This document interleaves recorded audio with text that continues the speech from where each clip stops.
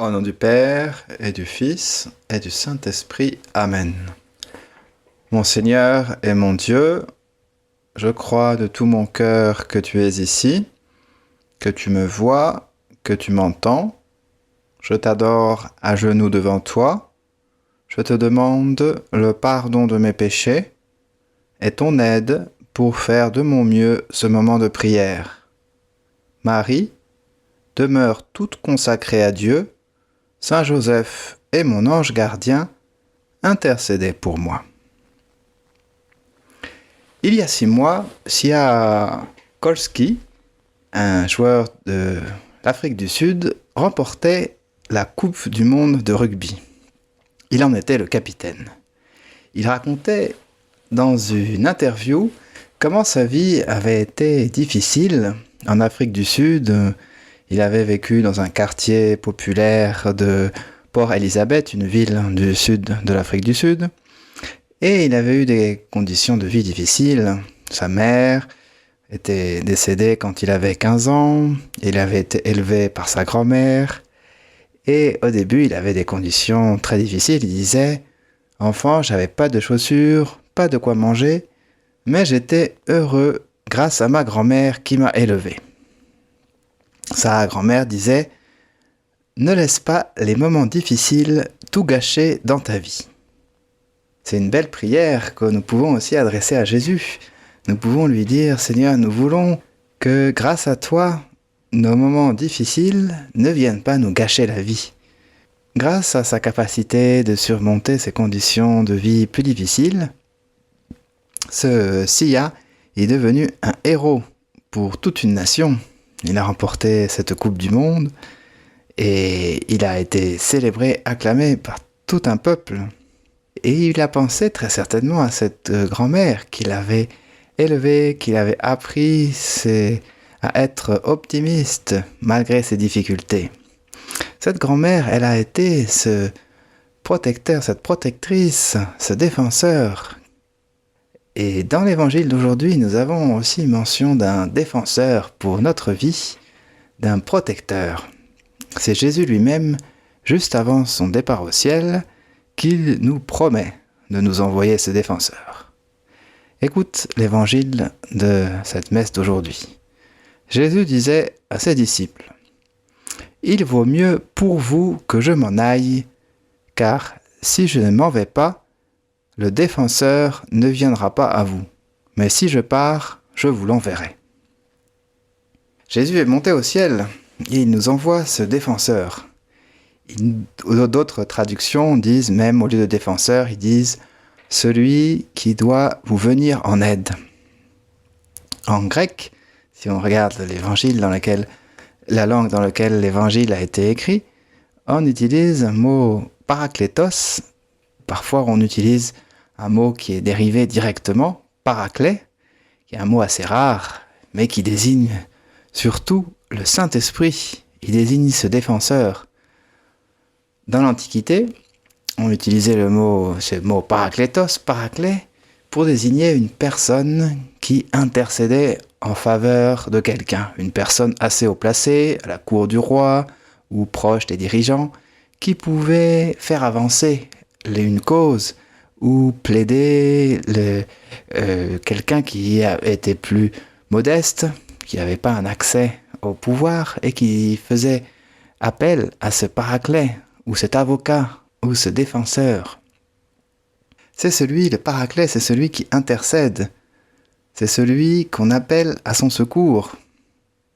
Appeler est le verbe aussi grec de parakléo qui signifie littéralement appeler auprès de soi. Et nous pouvons profiter de cet évangile de ce jour pour appeler le Saint-Esprit, défenseur, bienfaiteur puissant, intercesseur. Et nous pouvons lui demander de venir nous protéger, de venir à nos côtés pour que nous puissions être secourus. Jésus te dit maintenant aussi à toi aussi, appelle ce protecteur. Appelle-le, demande-lui de venir t'aider. Jésus, il a promis ce protecteur. Ce n'est pas une promesse qu'il a faite comme ça. une promesse très solennelle qu'il a répétée plusieurs fois dans l'Évangile. Il nous a dit « Je vous enverrai le Paraclet, je vous enverrai l'Esprit Saint ».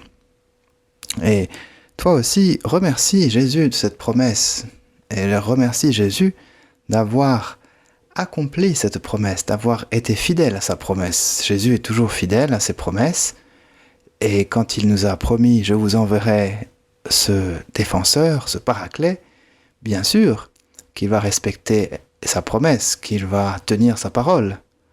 Et alors remercie-le toi, parce qu'il l'a déjà fait, il te l'a déjà envoyé, ce Paraclet.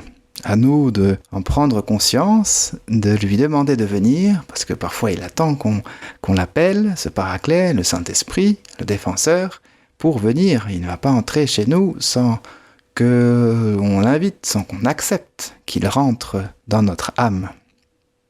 Le Saint-Esprit, c'est celui qui vient nous aider dans notre combat quotidien. On a trop tendance à l'oublier. Et Saint José Maria, il faisait référence parfois au fait qu'il y ait soit le grand inconnu pour beaucoup de chrétiens, parce qu'ils ont tendance à l'oublier, à considérer davantage d'autres choses, mais de faire comme si le Saint-Esprit n'existait quasiment pas. Peut-être qu'ils pensent brièvement, surtout lors de la fête de la Pentecôte qui arrive bientôt, mais dans leur vie de tous les jours, on peut avoir tendance à l'oublier. Et ça serait dommage. Ces textes des évangiles et la messe sont une bonne occasion pour toi de te le rappeler qu'il existe, de te rappeler que tu peux l'invoquer, que tu peux lui parler, que tu peux lui demander de venir t'aider. Il y a beaucoup de prières au Saint-Esprit et j'imagine dans ce podcast, nous allons y faire référence à de nombreuses reprises, mais on peut commencer aujourd'hui par cette promesse de Jésus de nous l'envoyer pour avoir une grande confiance en ce qu'il est là, il vient, et notre rôle c'est de lui demander de venir. Tu peux lui dire avec ces prières toutes simples, par exemple celle-là qui dit « Esprit Saint, j'ai confiance en toi ». Prière très simple que tu peux répéter de nombreuses fois dans la journée. « Esprit Saint, j'ai confiance en toi ». Essaye-le, tu verras, ta vie changera. Tu peux prier d'autres prières au Saint-Esprit, comme celle qui dit « Viens, Esprit Saint ». Tu peux lui chanter quelque chose. Tu peux utiliser des prières classiques de l'Église. À toi de voir, de trouver comment tu peux t'adresser au Saint-Esprit dans ces jours qui viennent, surtout dans ces 10 jours qui vont précéder la fête de la Pentecôte. Mais avant cela, rappelle-toi que le Saint-Esprit, il va te demander quelque chose. Il n'est pas uniquement là pour t'aider sans te demander rien en échange, il va te demander quelque chose dans ta vie. Il va te demander de changer. Il va te faire voir quelque chose. Dans l'évangile du jour, nous lisons « Quand il viendra, le Saint-Esprit établira la culpabilité du monde en matière de péché, de justice et de jugement. » Et alors cette culpabilité du monde serait pour nous le fait de nous manifester nos péchés, de nous manifester ce que nous devons changer, nos mauvaises habitudes, nos défauts, la fois où nous mentons à nous-mêmes, nous n'acceptons pas d'appeler les choses par leur nom.